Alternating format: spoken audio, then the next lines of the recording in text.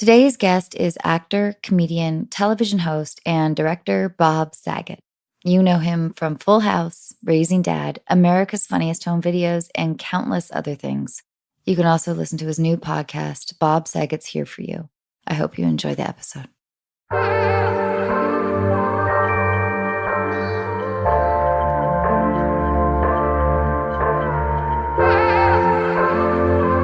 Ladies and gentlemen, you are listening to Unqualified with your host, Anna Faris.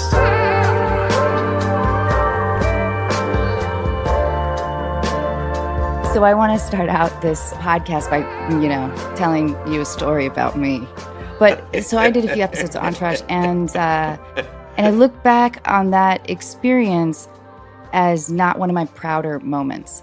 On Entourage, you're saying? Yeah, and and there's a handful of those that I've had. Well, I think I'm pretty critical of my performances. I can't stand most of what I do. I was thinking about how most performers must have those experiences, those performances where it's like, it was not the right shoe. It was not Cinderella's shoe for me. I couldn't, and I wonder about this in the world of comedy. If, like, I look at somebody like Bradley Whitford, who has guest starred on Mom a few times, and he's this, brilliant guy who also has the confidence, or confidence is a simplistic word, but no, he does have it. I sat next to him on a plane once. Yeah. And he put his number in my phone as Bradley Horsecock. And so that's pretty confident, man. I don't know if this is typical, but especially during that time when I did Entourage, which was probably like 2004, 2005, somewhere in there. Did you do more than one appearance? I think I did 2 or 3. I think you did. And I did like 4 or 5. But, as a guest star too, it's sort of like... It's also the Boys Club. That was the show was the Boys Club. So it was like, how were they using you? Were they making you America's sweetheart, or were they going more? No, they were like, this has potential for like, being like, you can get some more episodes out of this. And then I think by the 3rd, then it was like, bye. But because it was a very misogynistic time, and people really were getting off on it. What I was thinking more about was that idea of like, there's some performances that feel great, and I'm having fun, and I know that if it's sparking my imagination, I tend to be more proud of those performances. I have that as well. When they first wrote me, when Doug Ellen first wrote me on there, and I had a few friends on the show that were writing, Chris Henchy, a bunch of different people that we all know. And not we all, everybody out listening in the world knows them. But he said, I'm going to write you where your wife got all the money and you're kind of broke. And I went, no. I can't play that. I've got to play it like I'm successful. Okay, what I'll do then, how about, it was that quick of a flip on a dime. I'll write you the ballsiest motherfucker in the world, and you've got all the money and all the chicks, and you're Bob fucking Saget. I said, well, okay. So next thing I know, I don't shave for 3 days. I'm smoking cigars. I got 2 women on me, and I even showed up just talking dirty like I knew everybody. And Adrian Grenier, who I love, was like, who is that guy? But do you have performances that you're like, I feel like, fuck, I wish I had done? I mean, not in necessarily singular moments. I'd say Full House and Fuller House. Oh, really? Yeah. Why? but why? Well, there's things I love about it, but I don't like to watch myself. And then there were times where I was not appreciating what it was. And, I was Richie Cunningham kind of on the show. And I went, I'm a funny guy, but they can't write that, because you can't really be a father of 3 daughters and be going, hey, that reminds me of when, you can't, not that I want to be. I didn't want to be Charlie Sheen on the show. And it was made for 14-year-old girls. So a lot of that show came with acceptance. But I was always fighting, not fighting, but trying to make it more real. Right. That's what I would try to do. Because it was a show of it wasn't reality. It was 3 guys in a house. One's a comedian, one's a rock star, and one's just a dad that cleans too much, which I stole from Felix Unger. So, but isn't that the most difficult thing, especially in the multicam sitcom format? It's incredibly difficult to kind of massage dialogue. So it comes out of your mouth in a somewhat natural way.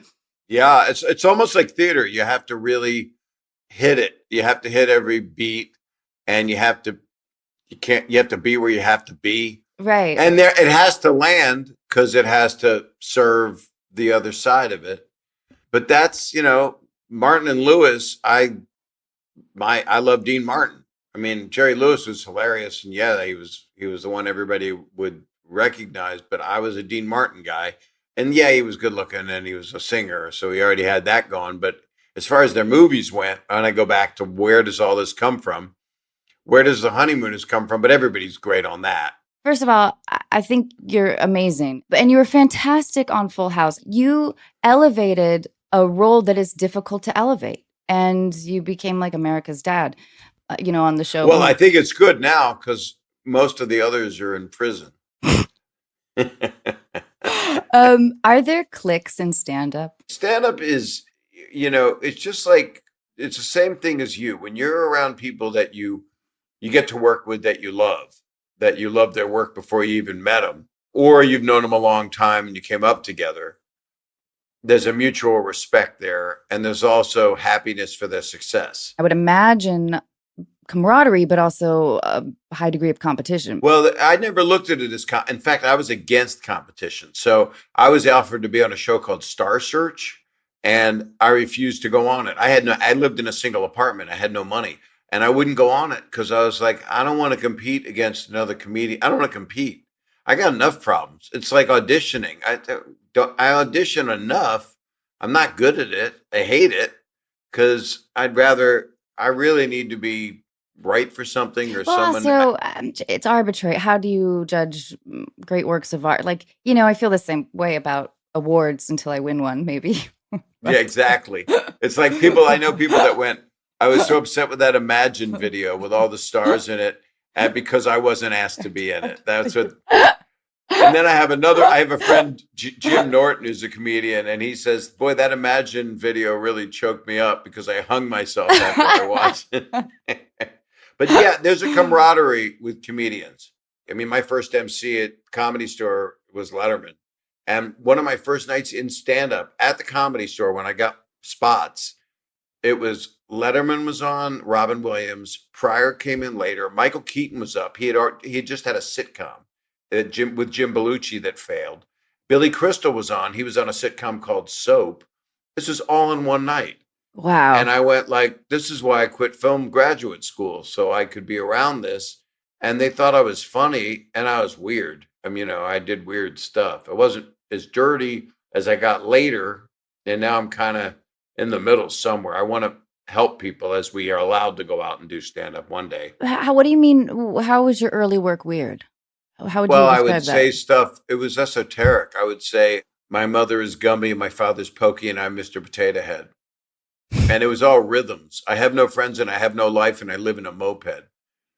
It was almost like poetry. I don't know what it was. And then I had one joke like, I have the brain of a German Shepherd and the body of a 16-year-old boy, and they're both in my car and I want you to see them.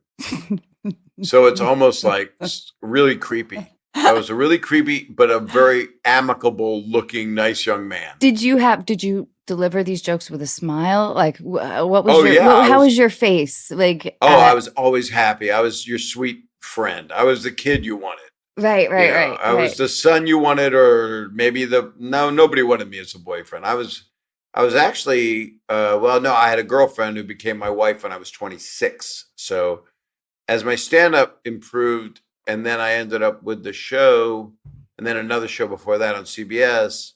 And I did a Richard Pryor movie. That's where I felt like I was going to find my voice because I was able to curse in the Pryor movie, and I was working with Richard Pryor. So I went, this is going to be great. And then I got this job, and I wanted the job of Full House. It's really weird how things happen and how all I wanted to do was direct movies. And then I done a few of those, and now it looks like I'm about to do one as soon as good. As soon as we're allowed to go out and do something. But comedians are close. I have a closeness with, like, my podcast that I started, which I want you to be on. I would love to. All I want to talk about is your Entourage experience. I just didn't give them my best performance. That's all. And you won't tell me. You can't. Yes, I you don't did. think you cannot. No, I didn't. I really didn't. You're adorable. Everything you've ever done is good. I've never seen you do anything bad. There was no flavor to it at all. It was so bland. I was scared shitless. I'm going to look it up. No, you don't have to. Now I've. Oh, darn. Okay, Bob, wait. Would you recommend people get married in their 20s? No, I don't. I thought you said get married in their trunks. That would be like one of your early jokes. Yeah, right. Yeah, you should be. But you should get married in a trunk, like a magician's trunk, like you're the assistant. That's how you should marry. And then he puts a sword through you. Yeah. And if you don't get stabbed, it's gonna last. But I don't know. I can't have any regrets. I got married at 26, had my first kid at 30. When I did Full House, I had one daughter. I now have 3 amazing daughters. They're 33, 30, and 27. And I don't recommend. You're married now to a very talented guy, right? No, I am twice divorced, and I'm engaged. You're engaged now. Yeah. And he's very talented. I mean, Yeah, right? he's very smart. He's also helping me right over here, but he doesn't want to be on the camera. Is he in the building right now? Yeah, he's right here. He's helping me with all this stuff. But to give you an example real quick, just to answer something that I didn't say, was the people that I had, I just started my podcast like just now. This week is my 2nd week. I've done 3 episodes each week. How are you liking it? I love it. I call real people. I call people. Yeah, I know. I want to talk to you about that. But the people that I'm close with are like Bill Burr and Howie Mandel, who I started with when I was 22. I've talked to Stamos, was my first guest of celebrity note, or what? Celebrity's a bad word, of actor friend note, talented person. Celebrities are people that cut ribbons at supermarkets, or they do a porn tape and then they get famous and have a reality show. So okay, celebrities are they don't have the word always meant to me that you don't have discernible talent, you're just famous. Oh, interesting. Okay. All right. But you could have a makeup line. I guess you're not a celebrity then. I don't know. I haven't analyzed that term in my head too much. I probably should. It feels like a tiara of a word or something. Yeah. I don't know if that makes any sense. It didn't used to be anything but TMZ type of lingo. And now it's become, our celebrities are Brad Pitt and Carrot Top, and everybody fits into one lump. Yeah. The reason why I wanted to, well, I always preface everything, the reason why. Do I need to do that? Probably not. No, you can do that. All right. Well, and it's nothing wrong with talking out loud either. I love that. When I met you, I was, thank you. Thank you. How old were you? 23? When I met you, yeah. We were in a bar. We were on the upstairs of a bar on Beverly, across from the old ICM. Were you doing Raising Dad? Did I meet you through my ex? It was before. Yes, he was on it, but I met you before that. Oh, really? And I don't think you were with Ben when I met you.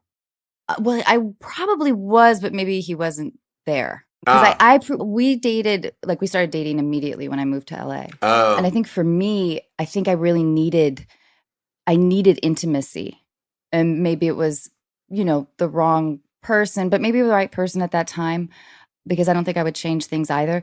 But right. I think it's the right person. I look at it as one long relationship. It's just because I'm a narcissist. So it's like us and then all the other people. but my wife's in the other room, and I haven't been this happy in forever. I mean, that's really great, Bob. Is that because you're taking time to?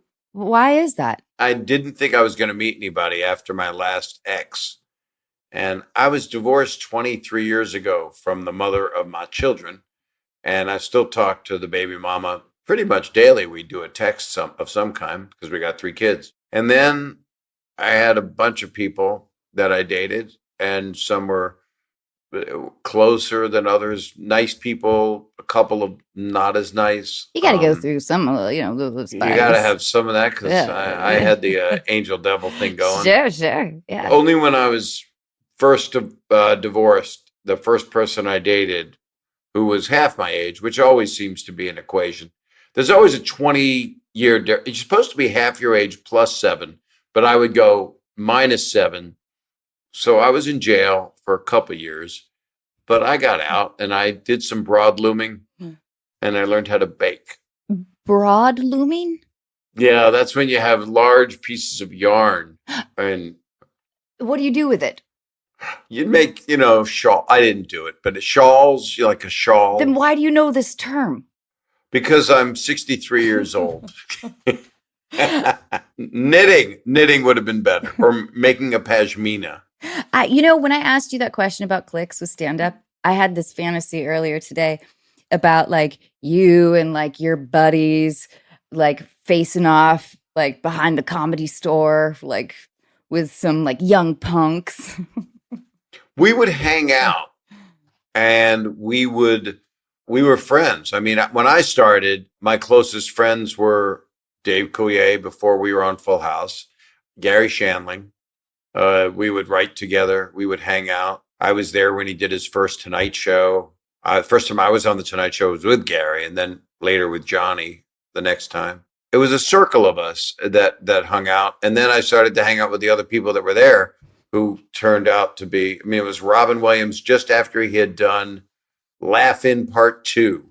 It was before he got Mork and Mindy. The stand-ups that I know have a very, addiction feels like the incorrect word as well, but the desire for that specific format. What is the physical feeling that makes it so you must do this again and again and again? Well, it's the cliche stuff of you get immediate reaction. You're having a real conversation with people, and it's happening in the moment. It's similar to acting, only in that it's in the moment and it's an exchange with an audience. But Jerry Seinfeld calls it a discourse, even though he doesn't talk to the audience. It is a discourse. Right. But mine sometimes becomes one where I'll sometimes talk to. I've done specials where I talk to the audience for 5 minutes of it, which most people don't do on a special. And I was ready to do another special, but then I had to cancel the whole tour and move it, hopefully, to the end of the year. But I needed to get back 3 years ago more than ever when I saw so much hate. So many people were so angry from everywhere, all different sides of what they believe in. And I couldn't take it. And I just went, I got to make people laugh. And I'm not going to go out and people think I'm dirtier than I am because I did one special where I said fuck a lot. And I did the Aristocrats. So people think, oh my God, he's disgusting. But most people are much filthier than me. That go blue. Yeah. I'm finding I'm talking more to people on my podcast than I do in life. Don't you find that? Yes, I do. And I love that I get to have interactions with people that feel just deeper than, a stranger interaction. There's something incredibly rewarding about just talking to people and especially now. Yes. I talk to people now and they're like, oh, thank God you called. I'm having the worst day of my life. I'm a nurse. I lost a patient to COVID-19. My son's autistic. I'm like, oh, let me save my laughs to the end. It was just, I do dark comedy sometimes to try to cheer them up. And by the way, people that are like in the middle of it, they love dark comedy. They'll not all, but some will go there. They'll just do like, oh yeah, I got a truck of ventilators. I'm selling them black market. What hospital do you work at? Oh, I can't tell you that. I do it in my yard. It's just like, it's really interesting to talk to people where, people could talk about their projects, but it's kind of like, it's fun to talk about it though. And I'm actually catching up on, I'm binging TV and stuff, things I never would have watched. Things like what? Well, I did the normal thing. I had to watch Tiger King. I didn't want to. And Love Is Blind. I didn't want to. I would never watch that. Were you interested? Yeah, I couldn't stop. I know. Insane. And that's the thing. We have this snobbery element, but shows are fucking good. It's funny. I had such judgment about things like Howie Mandel and I have known each other forever. So he's on America's Got Talent. So I wasn't watching it. I wasn't, I watched it a little when Howard was on it. Simon's mean. Everybody has their role. It changes every 5 years. There's a new bunch of people. And then I've gotten close with Howie through this. We did a benefit, Comedy Gives Back, and then we both hosted it. And then we were like, because I call him a prophet, because he knew ahead of time, don't touch people, you know? Yeah. Yeah. And it's perfect because he doesn't want to be in person with anybody. Right. His life hasn't changed. He wants to stay home. When did you meet? 22, 23 years old. I was in Toronto. He came to see me in a deli. I was performing in a deli that they turned into a nightclub at night for 1 week. And he came to see me. He was doing well. He had the rubber glove on his head. Amazing. And then he came out to LA and he got St. Elsewhere. And then he was working with Denzel. You know, it was like this unusual thing that happened. Yeah. What was your first thing? Scary Movie was my first big movie. I did a gem of a movie called Lover's Lane in Seattle. Yeah, I was a local hire cheerleader. Yeah. But the Scary Movie was my first project, and it was just terrifying. I mean, I thought for sure I was going to get, I mean, you just have no idea what's happening. It's like, yeah, you got the role. Like, what the fuck do I do with that? What, I don't, like, a mark? Oh, God, wait, what? They had to put sandbags down for me. Yes, They had to totally. put them down because I didn't know where it was. My close-up, I didn't know what that. I knew what it was. I won a student Oscar. I knew what a film was. Oh, you won a student Oscar? It's like an Oscar, but it has acne. But it's a joke. That's the kind of jokes that one. get me nowhere. But that I Well- did for a film I made, a serious documentary. But I mean, I knew how to. I knew where to go, but I couldn't hit the mark. So Michael Apted was the director, and they put a sandbag, and then they piled up another one because I refused to stop. I was standing on the sandbag. And Richard Pryor was who I was acting with, and he just kept, he thought it was the funniest thing he'd ever seen in his life. I became friends with him. I mean, it was, that's why I love comedians so much. There's something about them. Bill Burr, I had him as a guest. He said that my act, he just attacked me. We did like 90 minutes and he attacked me for a half hour just for fun. Because I was telling him when he started, he did this thing where Philly was making fun of him. And we were on this tour, which had everybody on it. It had Louis Black and Tracy Morgan and Louis C.K. and a lot of comedians, like 10 of us. And he was on early and the audience was booing him because that's what Philly audiences like to do. And he just attacked them and he destroyed them. And that became a tape. It was a tape and it went viral on YouTube before things really went viral. And it was oddly, it was called the Virus Tour. And he just, I thought it was the best thing I ever saw. And he thought it was a nightmare. All I kept doing was trying to get him to talk about it. And he wouldn't talk about it. And then he said, you know what your act is like, Bob? I went, what, Bill? He said, it's like all the lines they cut out of Full House that you couldn't do, that you just say fuck around. You would just do a line like one of the lines from the show that they wouldn't run on the show. And then you just said, fuck, that's your act. And then that was enough. That hit the switch and then set it on stun. And I just started attacking him. And then it was like two guys playing. It was like two teenagers playing. What a thrill, right? Yes. And the only thing I was going to add was we're outsiders. Stand-ups are outsiders. They were always the person in school.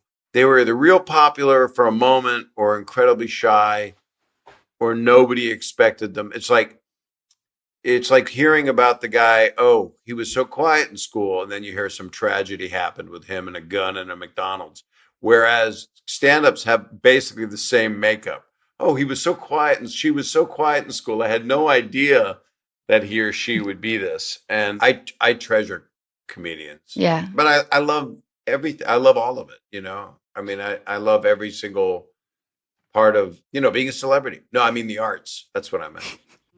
This episode of Unqualified is brought to you in part by Best Fiends. We all know there really is only one Match 3 style game worth playing. It's the one with an actual storyline, cool collectible characters, and non-stop action-packed adventure. It's the one with literally thousands of challenging puzzles to solve. And yes, I'm using the word literally correctly. Of course, I'm talking about Best Fiends. You meet your best fiends early in their careers. They don't have much experience, but they have heart. I recognized a little piece of myself in each of them. And so I began to assemble the perfect team. I watched them grow as we solved puzzle after puzzle, working hard and playing hard. Today, my best fiends are ready to go anytime and anywhere. I'm really proud of what they have become. With new challenges and levels added all the time, there's never a boring moment. So download Best Fiends free today on the App Store or Google Play. That's friends without the R. Best Fiends. Bob, do you mind answering some really deep questions? I do anything you want. Okay. So, Bob, what is your favorite ice cream flavor? It's always been chocolate, but it's got other combinations in it. I'll go with a vanilla swirl with chocolate in it. You could pull the chocolate back. Are you a toppings? I am, but I don't like anything gummy. I don't think should be eaten. It should be put on a fishing line. I like peanut butter once in a while in there, not a lot. All right. I'm a chocolate guy. Butterscotch, not so much. Toppings would be whipped cream and maybe a red dye number 2 cherry. All right. But I don't want nuts. I don't like crunching unless I don't like cookie dough. I'm not that guy. What, you don't like crunch at all? Well, it depends. If it's chocolate chips and stuff, yeah. Or if it's a real good, like something butterscotch that's really good. But I don't like strawberry. I don't know why it exists. The fruit I like, if it's good. I don't understand. What's your favorite flavor? Oh, I'm all over the place. I love mint chip. I love rum raisin. I'm okay with cookie dough. Might not be my number one, but I like it. Do you like chocolate chip cookies better than or oatmeal raisin cookies better? Oatmeal raisin. That's a good question. Wow. I love raisins. I buy these special raisins and I'll plump them up. I really love raisins. You fluff them up? Yeah, you put them in a little bowl. You're a raisin? You're a raisin fluffer? If they're a little bit dried, like in the sun-made container, right. You put them in a little warm water for a couple of minutes. They just perk right up. They're beautiful. They're a good diuretic. They're a good laxative. All right. Okay. What would you like to eat for your last meal? Nothing. I just want to die. Because why would I want to eat something? I'm going to crap my pants. Why would I? I don't want to eat. Well, give me some crushed ice. Let me just have an ice out, Yeah, so that's very practical. If the plane's going down and I'm eating airplane food, that's a tragedy. Like maybe you want something that's like, all right, I could leave this behind. Caviar. I don't know. What would you want as your last meal? I mean, if I'm getting executed. Oh, that's different. I didn't think you meant that way. Yeah, I assume that you're guilty of something, Bob. What would your meal be? Would it be like sushi? Would you have like really good, like high grade sashimi, or would you eat a steak? I don't know. I think maybe like an In-N-Out burger. That's a good call. Okay, who has influenced your career the most? Oh, that's a lot of people. Okay, let me make it easier for you. Let's say at age 25. Well, 25 was Rodney Dangerfield. Okay. Because he put me on his first young comedian special on HBO, and Sam Kinison was on that. I introduced him to Sam, actually. And he told me, just keep going like a tank. Just keep going. No matter what, man. Everybody tries to stop you. Just keep going like a tank. He said, nobody wants you to make it. Nobody. Everybody's against you, even your family. Nobody wants you. Nobody. And just keep going, man. God, how reassuring. That's so fucking great. Because he had to do that. And well, we all do, right? I mean, anybody that all does, and forget showbiz. I mean, just people trying to do any damn thing they want to do. There's so many obstacles because that's life. At least that's what people say. Because sometimes you're riding high in April and you're shot down in May. Totally. He also would say a stand-up comedian is like you're doing 6 minutes for the Nazi at the border trying to get out. And he would say, if it's a good 6 minutes, the Nazi guard will let you go. And if it's bad, they just shoot you and kill you. He was 58 when he got his first movie. It was Caddyshack. Really? I didn't know that. He had a hard life. He changed his name 3 times. Really? He was Jacob Cohen, and then he was Jack Roy, and then he was Rodney because some club owner called him Rodney. But he had another name too, and I can't remember. That feels very emblematic of like kind of owning up to the idea that we play characters on stage as well, right? Yeah. And I wonder if there's relief in the removal of, if it makes it mentally easier to be accepting of like, no, I'm not phony. That's just, this is who I am there. It feels like a healthy way to deal with it, I guess. I used to Or be is more it like loss that. of identity? But I'm becoming more of this on stage, but it has to be amped up. I mean, you have to give a show. People have to, they don't want to just sit there and hear. Some people are great at it, just pontificating. But there's still, even George Carlin, when he was saying things, if you Google stuff he's been saying or look on TikTok, because of course I'm on TikTok, the stuff that he says is exactly where we're at right now. He talks about viruses and pandemics, and he talks about authority and how idiots run things, and a lot of stuff that's like, wow, that's 2020, what he's saying. But it's amped up. It has to be a performance because he was word Right. perfect. Whereas some people like Dave Chappelle, there'll be the conversation in there with the point, and there's an end game. He knows where he's going, but he starts with someone that drops your jaw, and then he's so likable. It's the odd combination of the perfect comedian. And he's self-critical Yeah. in an honest way. He doesn't apologize for working hard and having money, which I think is it's difficult to do and still be very likable. And because he's so smart, his Yeah. structure, his stand-up structure is, and I don't know much about stand-up. I'm still I didn't exactly know what like observational stand-up was, or like short form joke telling that feels like its own Right. subcategory. Well, the problem with stand up is once people analyze it, then they're dead in the water. Because it's so Okay. funny, like doing, I've been on so many things and so many documentaries, and now all the podcasts and all the podcasts I've been on for Uh-huh. friends and other guesting, and they asked analyzing comedy, and then there's nothing funny. Right. And there's certain people I looked up 2 years ago, like Steve Allen was a big TV. He was the first host of the Tonight Show, I think.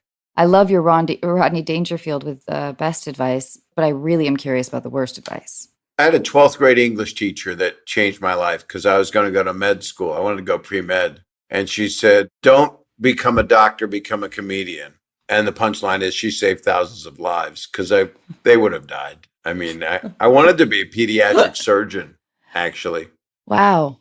because I like kids and I loved my doctor that saved my dad's life, and because he had heart attacks. So it was always, my family had a lot of tragedy in it. So, but yeah, she gave me great advice. And that was kind of like follow your heart, follow what you really wanted to do. My worst advice, I think, well, no, it was valuable because it stayed with me, and I think about it.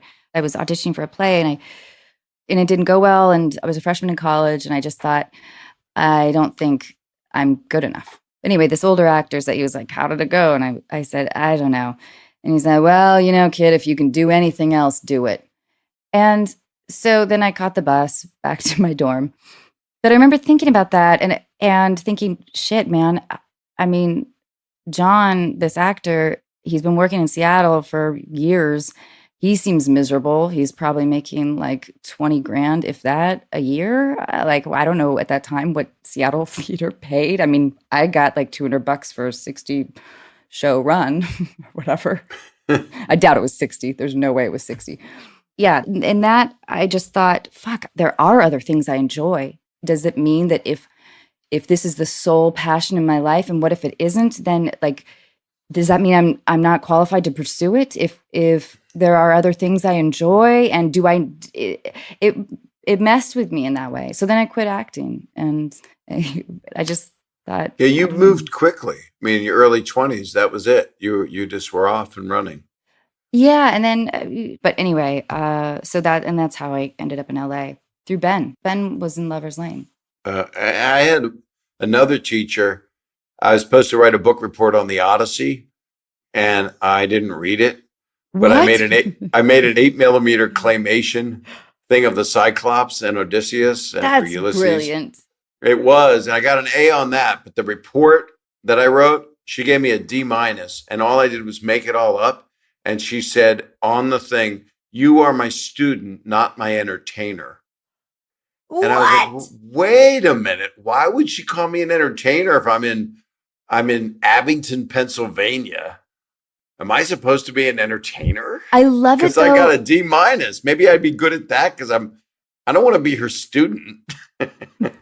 She's just an old lady. I was a great teacher to him. What is your greatest fear? I guess my greatest fear would be that people that I love are sick or hurting, or I would lose them. Let's take people out of the equation. I mean, I guess that's an impossibility, isn't it? No, it's not. I guess my greatest fear would be that that I get a dog that I love and it dies. No, no, that's still human. I think my greatest fear is that we end up with a world that's just full of idiots and hate, I guess. But that's people. Yeah, but don't you? I have to believe in the pendulum swinging. I've tried to believe in there's more positive than negative. I just think we go through phases. Yeah. You go through phases to feel the negative so that you can go, oh no, I don't want to do that anymore. Yeah. What is a trait you dislike in others? I guess lack of kindness and cruelty, no empathy, arrogance. Yes. Everything we're all dealing with right now. What's a trait you dislike in yourself? What I dislike in myself the most, I guess sometimes that I'm arrogant and cruel. No, that's not it. I think I'm a little hot-headed because I'm a workaholic, I guess I would say. So I'm a little intolerant of people, even people I love sometimes. And a lot of people do that. They lash out at people that they love because they feel that they can because they're so comfortable with them, but it's really themselves that they're having a battle with. So I guess I have a bit of intolerance sometimes, and I think I am hot to be angry if I see injustice. My reaction is not very evolved. I'll yell back, and then I'm part of the problem, that I'm not doing it in a dignified way. It's really hard to turn the other cheek. All the stuff you're supposed to do. Fuck. Yes, I know. I was going to ask about divorce because I wanted to talk about it because something occurred to me today in regards to my own journey. Like that period, that chunk of like 1 year, 2 years, like whatever that crazy time was for you. I would say it's either hardest time ever or saddest time ever. I even thought it was sadder than death because I've lost 2 sisters and that was unbearable, but that continues to be unbearable. Whereas divorce changes because time heals that for both parties, usually. But I would say it would be the hardest thing I've gone through. So I don't look forward. Breaking up is horrible.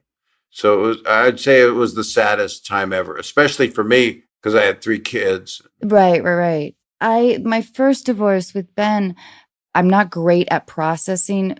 Like I don't like to acknowledge my feelings very much. I'm not used to it. It feels indulgent.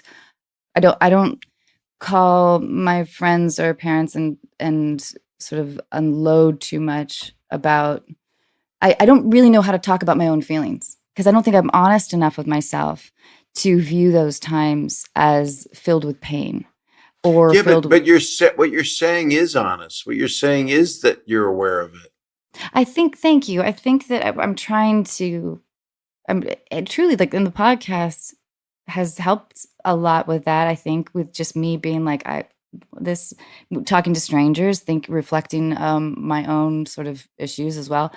But I remember with my first divorce, so sophisticated, but I remember feeling like I didn't recognize myself. Like it felt like the person that I was in that marriage, I reverted to a very fun and interesting child version of myself. I think it was fun and interesting. It was probably just a freak show. But no, it's a reboot. You go back. I mean, I got divorced. I was 41, 42. I'd been with her since 26 years old. We had 3 kids, and I kind of picked up where I left off. So I kind of started dating somebody that was that age before I got married. So she was still older than my kids, I've been pretty consistent in that. That's good. Just in general, I didn't take any time to examine anything. Well, that's true of youth, though. And even with me, I wasn't really aware. Here I was 26. Then at 30, I had a kid. Then we had kids. Then I was on 2 shows for 8 years at the same time. So I was working like all the time. I was blessed, I had what people want. And then it just, I wasn't happy. Didn't mean I didn't love my family. It's really strange. And the guilt that comes along with ending something is pretty strong unless the person is evil and then you're just getting saved. You're Right. saving yourself. But I was really, for a year, I rented a house at the beach, and I think I had one date and it didn't go well. And I was just miserable. I mean, I was so sad. And Oh, Bob, I'm sorry. I directed a movie. I went to Toronto and directed Dirty Work with Norm Macdonald and Artie Lang and Chris Farley. And so I did that. And that was good. It kept me off the streets. Yeah. And I got my divorce papers and I put them in the safe at the Four Seasons in Toronto. And I should have looked at them. But I was directing a movie, so I didn't have time to look. I really should have looked at them. But now I have no regrets. And then I had a bunch of relationships. And the scary part of getting into one is it's so much fun for a while. And then, Yeah. I think that's the key. I have a great marriage because she's from Chicago. I love Chicagoans. It's just salt of the earth. And I Yep. love her family.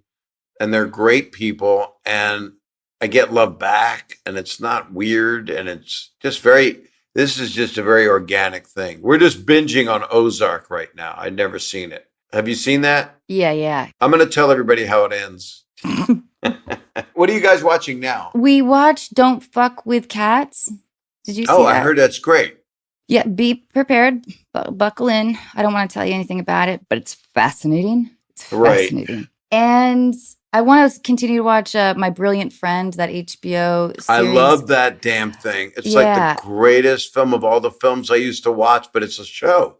It's hard to believe it's a show. But don't you find that sometimes, especially with intellectually stimulating shows, even though they're brilliant, at least this is what I do, I'll drop off when I'm feeling lazy and then I don't pick up again?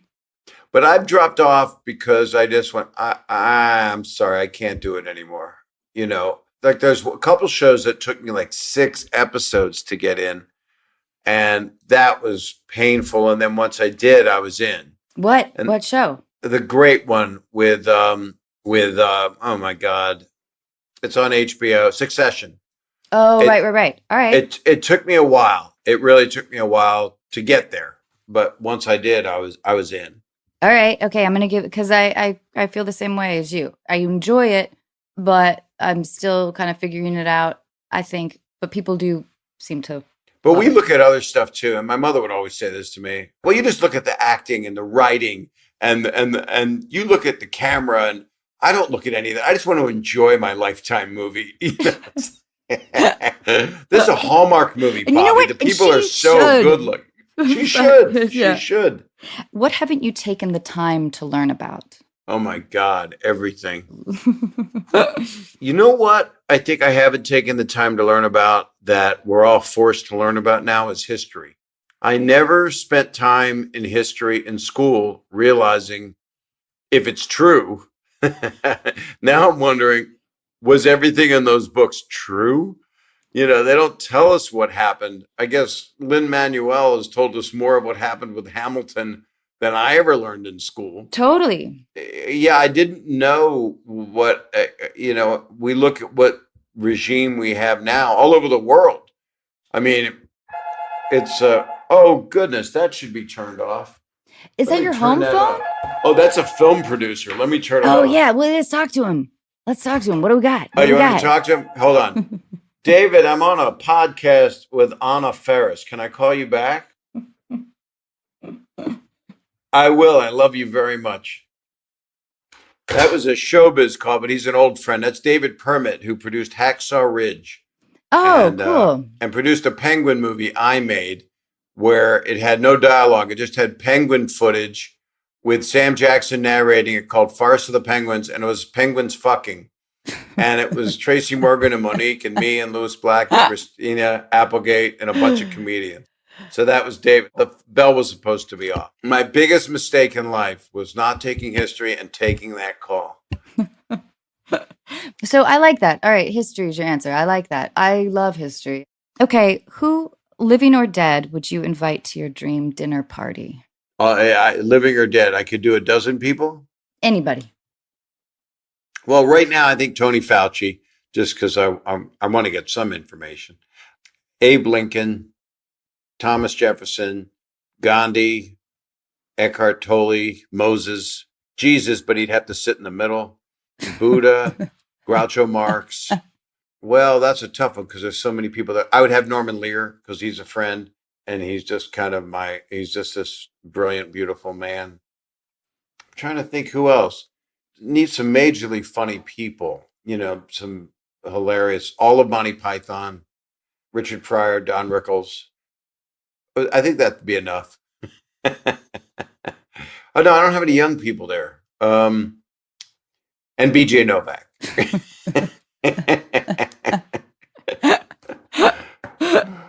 All right, I love it. And Chappelle. And Betsy. And John Mayer and all the Kardashians. Okay. I'd want my daughters. I want my wife. Yeah, all right. And you. And maybe Sarah Silverman and Nikki Glazer and Jane Fonda. I love it. And Lily Tomlin. Oh yeah, that would be amazing. I have to have this catered. I've asked this question. I think you've given the best answer by far. Yeah, you have a great dinner party. Okay, in one word, how would you like to be remembered? Can it be 2 words? Sure. Funny and loving. I like that. All right. Funny and loving. I'll let your wife know. And I forgot. And deviant and gluttonous. That's my law firm. So Bob Saget's here for you. Yeah. I love that. I love that title. I love it. You are here for us. You're here for America. Are you ready for that? I am. I was going to call your number. Oh, yeah, you can. I love it that you're doing that. Yeah. I mean, I put it in the thing. They leave a message and then I call people and I talk to them. I love that. And it's just it's so real. And you're talking to people that don't think you're going to call them back. I'll call you back. And then I put it on Instagram or Twitter. I'll call you back, between 1 and 4 on Thursday Pacific time. And then people don't think I'm going to call them. And then one guy, I called him. He was just stoned. He was so stoned. And he was just telling me stuff he shouldn't have told me. He was from Iraq. He was telling me that his parents moved here for a better life 7 years ago and how hard life is. And as he's telling me all this, he's just laughing his ass off because he's so stoned. So that's valuable. Well, I'm his new friend. I loved when you asked a young woman, do you feel like the world is ending right now? And in a gentle way with a lot of humanity. And I love it that you were inquisitive and caring. I love that that's what your podcast is. That's the goal of creating community. And that's what I love about it. I didn't think I would find it like this. I did it because of how upsetting the world was. And then 2 weeks later, I found out I couldn't be in studio. So here's my home recording life and reaching out. What you don't know is I was outside that woman's house when I was doing that interview. What's great about your podcast, it goes to the world. You do a TV show and you're on network. So you go, okay, is it going to be syndicated around the world? And then you find out, oh my God, it's popular in other cities. I can't believe that. Other countries. And I found out some of my shows were and some of them weren't. And then Netflix, of course, you're automatically everywhere all over the world. But networks are not, and this stuff just goes. Like I'm doing an interview next week. I've been to the UK a lot and I've got some wonderful radio and podcast interviews set up with people that I like a lot that I did when I performed there. And in Australia, I'm on their Today Show with David Campbell. I don't know if you've been on that before, but they're like nice people. Yeah. I had 2 days in Japan. Yeah. And I was on some show that was like it was just unbelievable. It was like Lost in Translation. I was You're all of a just sudden in in a a daze. studio and everybody was like yelling, "Oh, Danny Tanner." And I'm like, "What?" And then in Australia, you go to the same studio. You start in the morning at 7:00. Then you have the 11:00 show, the 2:00 show, the 5:00 show. And I did 4 shows all in the same studio with different hosts and a different backdrop. And they just moved the backdrop. And you're like, wow, how economical. Oh, that's amazing. This episode of Unqualified is brought to you in part by Intuit, powering products like TurboTax, QuickBooks, Mint, and Credit Karma. Intuit works for what you work for, and it was only recently that I found out they were working for me. I've been using QuickBooks for years and more recently began using Mint, which is an easy way to create monthly budgets. It was a bit surprising to realize how much I could save by learning how to make coffee. With Intuit, artificial intelligence can predict your future cash flow, recognize a misplaced digit in an account or routing number, and even connect users with live experts who can assist with navigating life changes or help with unique tax situations. Everything is automatically organized as you track your personal or business expenses by scanning receipts, invoices, and other financial documents, while smart budgeting tools let you know before you overspend. Innovative features like these make managing your finances simple, but as you probably already knew, innovation is at the core of everything Intuit does. Discover how Intuit's products can help you see what's possible at intuit.com. That's INTUIT.com.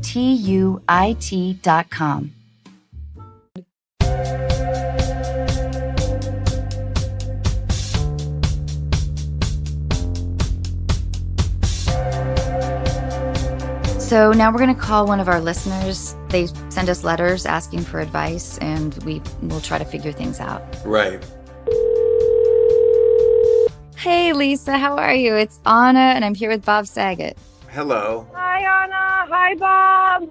How are you Hi. doing, Lisa? Hanging in there as best as I can. I know. Yeah.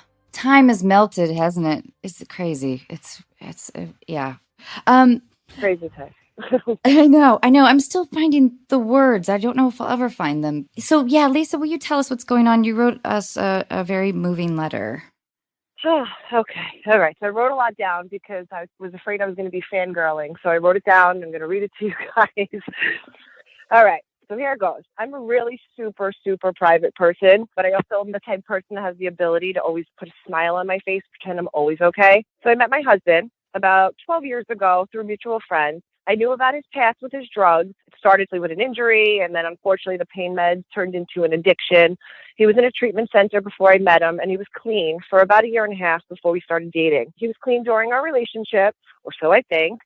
But I would randomly find Suboxones. I don't know if you guys know what the Suboxones are. No. I don't know. What is it? To my knowledge, Suboxone's this kind of medication that I think it blocks opioids and heroin. And he explains it to me as it takes the edge off. So instead of getting high, he takes this and kind of I guess it's like a replacement, I guess. Right.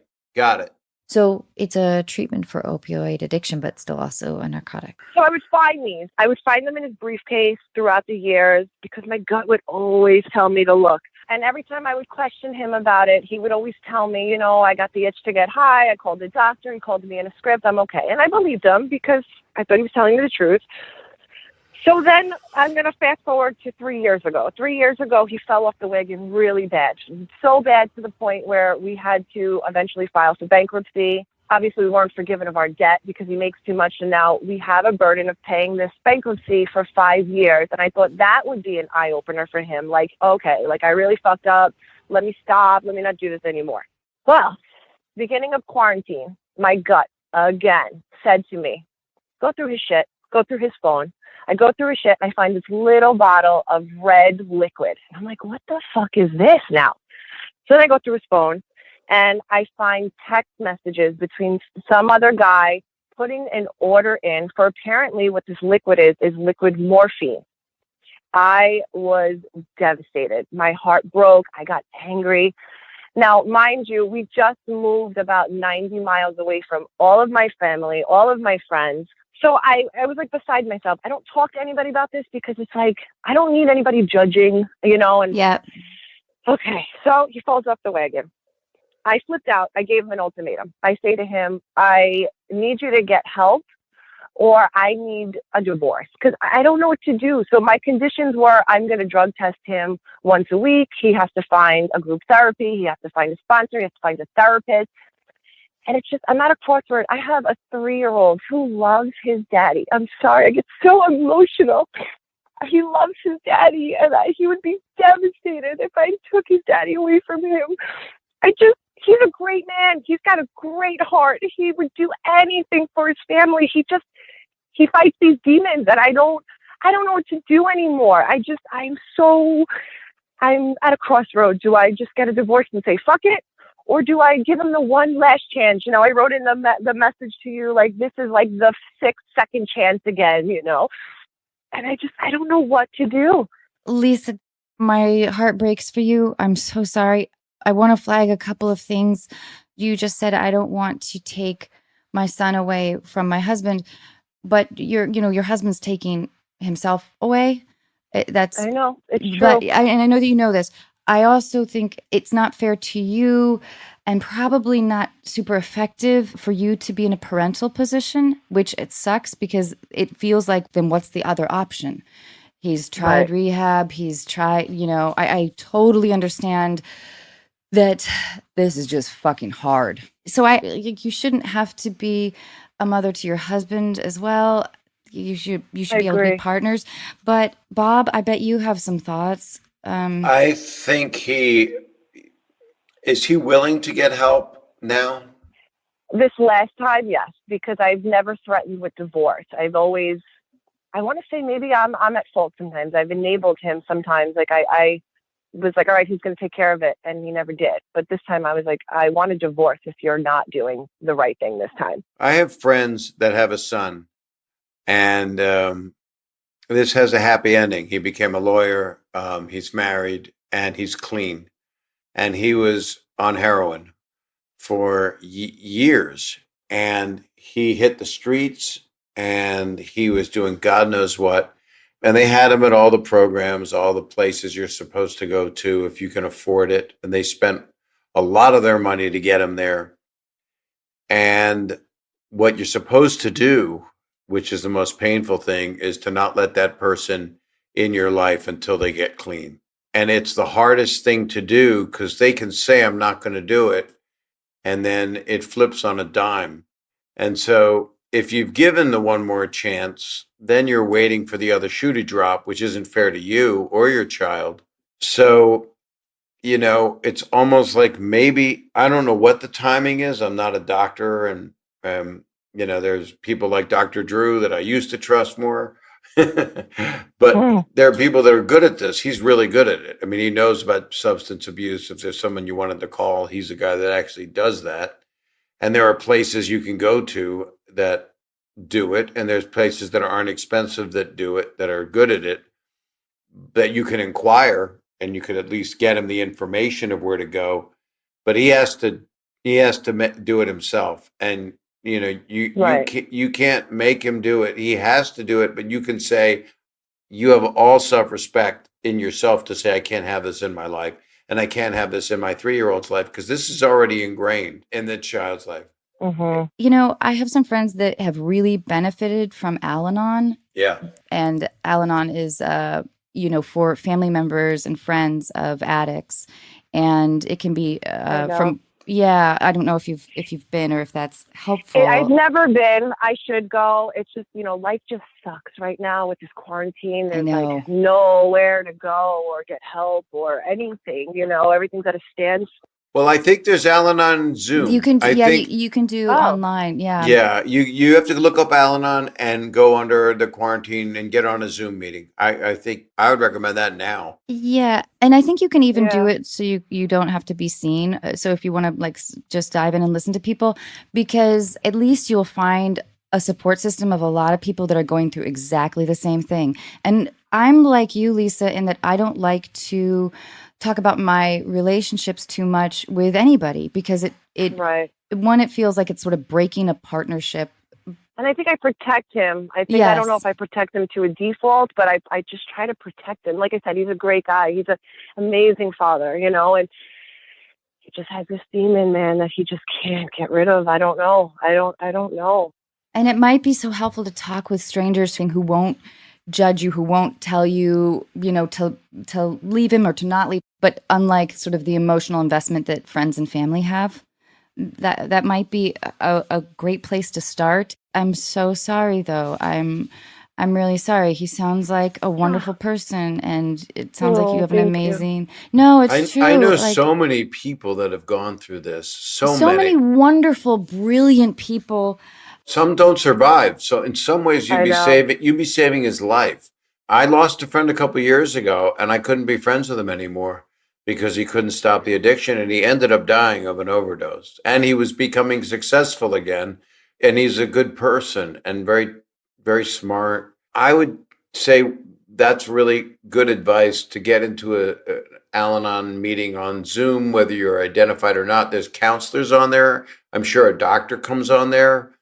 I mean, there's That's a people good that, idea. you might want to reveal yourself on there. Maybe not your face, but you might want to be able to talk. You might want to be able to speak to people and tell your story like you are now. You're right. And Lisa, there's a few different online resources. There's also a few women's sobriety groups that are similar to Al-Anon in terms of support for friends and family. Yeah, I'll take anything. I don't know what direction to go anymore. I don't have a lot of experience besides my husband with this, you know, so I don't know what's right. I don't know what's wrong. I don't know if what I'm feeling is right or wrong, or if I'm doing something right or wrong, or I don't know. I don't know which way's up, I feel like, lately. Clearly, the confrontation and the ultimatums you've been giving over the last few years haven't been very effective. Yeah. And it's, my kid didn't ask for this life. He didn't ask for this. And I can't let him live like this. Like, it's a guilt now for me. Like, like I said, what do I do? You know, but it's so hard. It's so hard. I'm so sorry. I wish I had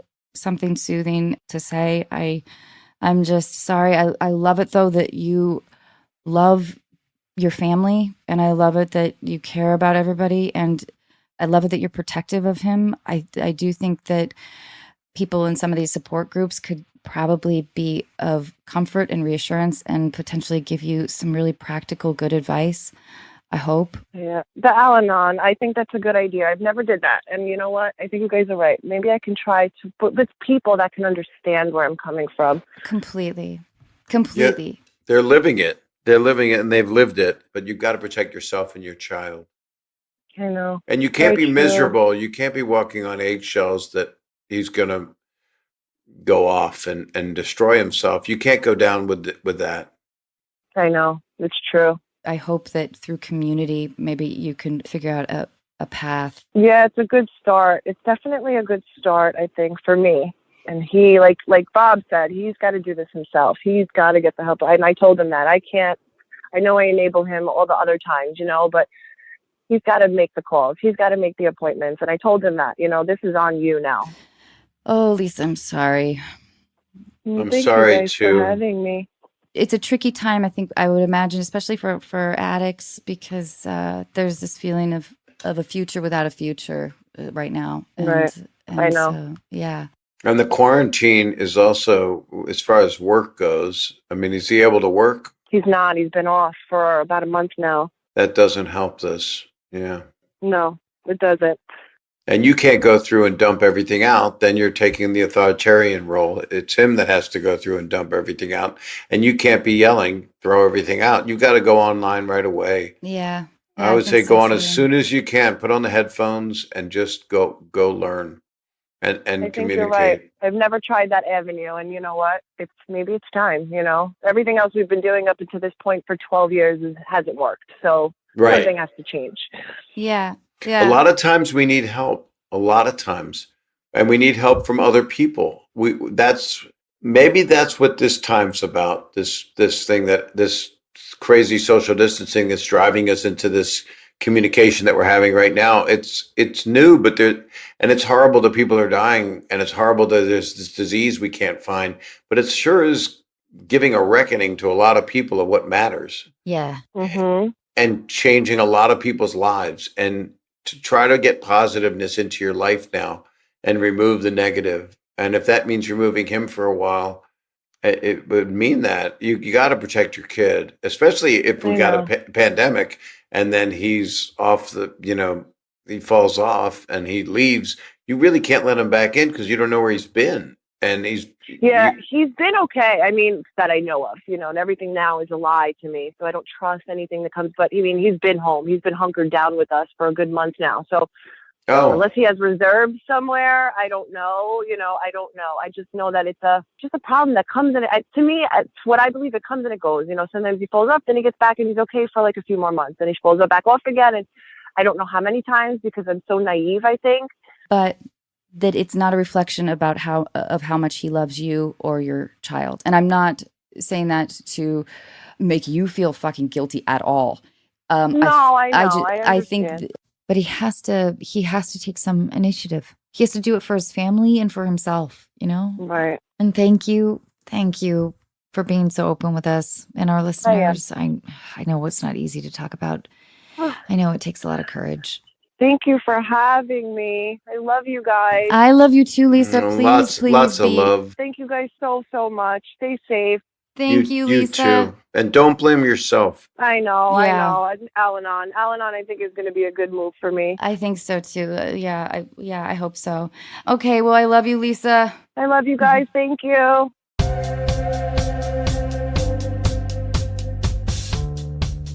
Bob, thank you so much.